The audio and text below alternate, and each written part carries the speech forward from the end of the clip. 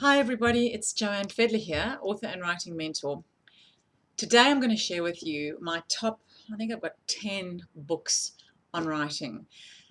If you're going to be writing and writing seriously, it's really important that you read about writing. Not only read books, but read books about writing. Learning from writers who have taken the time to explain the craft is one of the best things that you can do for yourself. And every single time I read a new book on writing, I learn something new. And I've been reading books on writing for a long time, and I never get tired of them. Everyone has something, a different take on a different way of doing things. Everybody explains things in a different way, and it's just like having lots and lots of different teachers, all of who can see things from different views, explaining an idea in different ways. So I feel like the more I read, the more enriched I become, and the better teacher I can become, and the better writer I can become. So I'm just going to share with you my top, I think I've got 11 books here, 2 by the same author, but there are many books in the world on writing, and you should read as many as you can. And I would suggest that you get real books so that you can mark them up and you can underline things and you can put post-it notes and come back to things, which is what I like to do. So yeah, look, books on writing can be divided into different categories. There are books that talk about the craft of writing, how to do things well, like how to structure a plot and how to write good characters, and how to do setting properly, and the difference between plot and structure, and how to write great themes, and that really teaches you the nuts and bolts of what writing is about, the craft of storytelling. And those are really important to read. That can get quite boring, so you need to find people who can do that well, who can teach that well.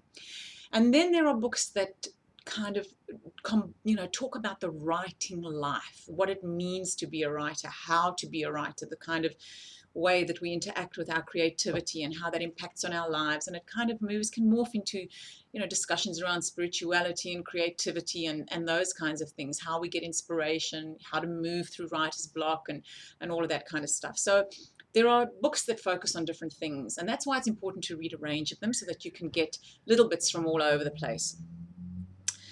One of the very first books that I ever read on writing was this one by Brenda Euland, called If You Want to Write. And the subtitle is a book about art, independence, and spirit. And this book is just, it's like somebody patting you on the back and saying, you know what, you can do it, I believe in you. And these are some things that might help. She's got a beautiful style, and a very gentle, encouraging style, and I really love this book. You get a real feeling like she's an aunt who really cares about you and really wants to see you succeed. So this is a fabulous book, If You Want to Write, by Brenda Euland. I think the second book that I ever read on writing, when I was doing a residency at Hedgebrook Women's Writers Colony on Whidbey Island in Seattle, is Anne Lamott's book, Bird by Bird. And again, this is also an amazing book. Some instructions on writing and life. Anne Lamott is one of my very favorite writers, and so her particular voice and style is so beautiful, because what she does is she starts off obviously with herself and with anecdote, and then will bring you into an understanding of voice or character or how to structure something. It's a fabulous read. It's definitely one worth reading. That's Anne Lamott. Then I think maybe the third book that I ever read on writing was Julia Cameron's book, not The Artist's Way, but The Right to Write.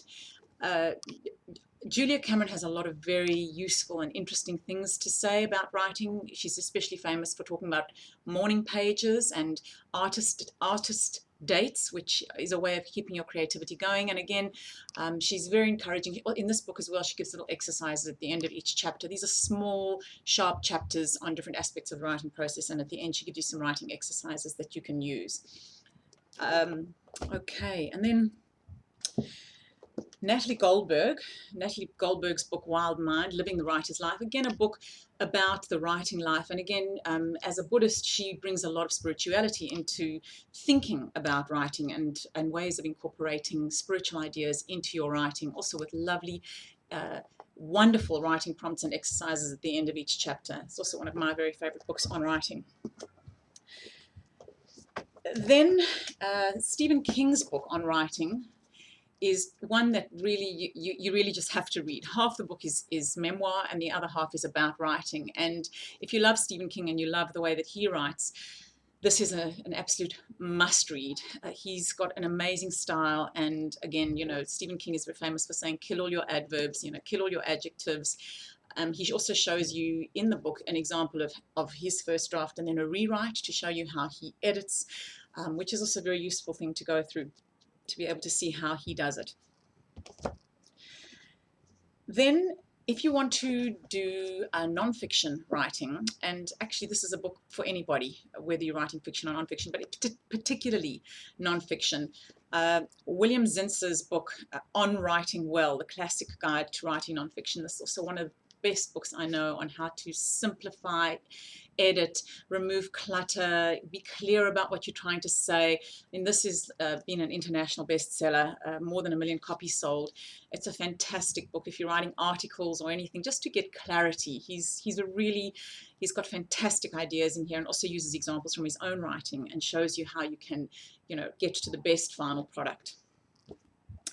And then two of my favorites as well, Steven Pressfield's books, Do the Work and The War of Art. And what I love about Steven Pressfield is that his books are small and focused. These books really, in a way, are about resistance and the way that we all have resistance to the creative process and ways of getting around that. And this one, The War of Art, break through the blocks and win your inner creative battles and do the work.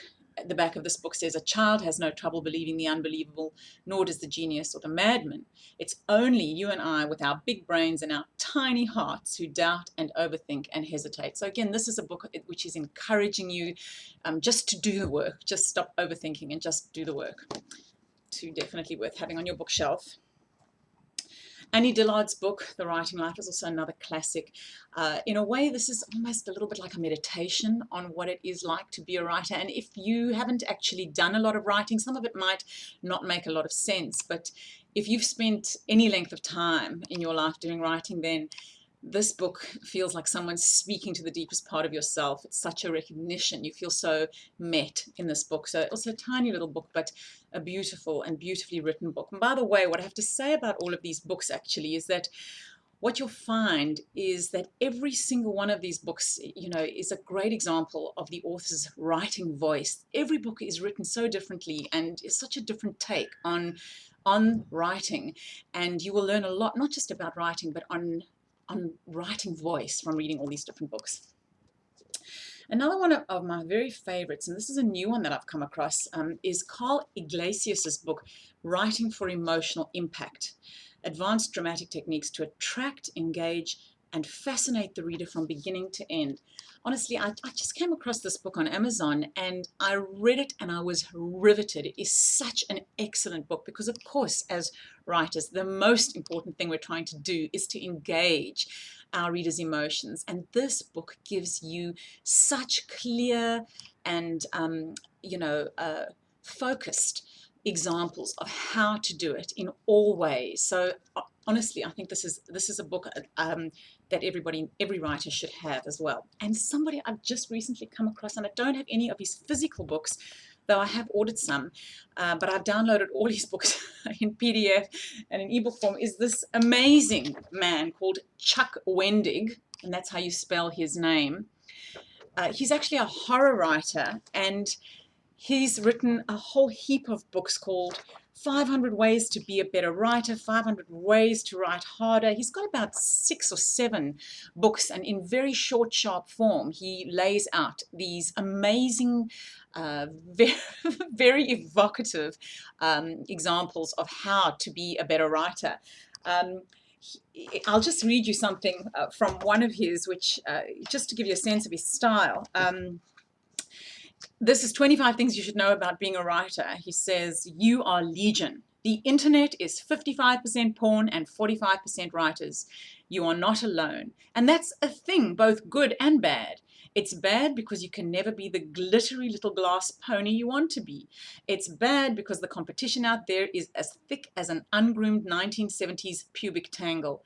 It's good because if you choose to embrace it, you can find a community of people who will share their neuroses and their drink recipes and their fictional methods for disposing of bodies. Let me just say one thing about Chuck Wendig. If you're a little like, don't like the F word and you can't handle a few mentions of body parts and body functions, you might find Chuck Wendig a little bit difficult, but if you can withstand it, and by golly, if you are a writer, you should be able to withstand a little bit of that. You must not go past Chuck Wendig. His stuff is incredible, and I kind of feel reinvigorated having just discovered him again because I've read so many books on writing, but his stuff is written in such a powerful and interesting way that it's kind of set off new little fireworks in my own head around writing. So go out there, find some of these books, read them from cover to cover, mark them up, and incorporate some of the best things, the things that stick in your brain. Incorporate them in your own writing, use them and experiment, and good luck. Reading books on writing is one of the best things you can do for yourself on your writing journey. And I will see you again soon. Bye.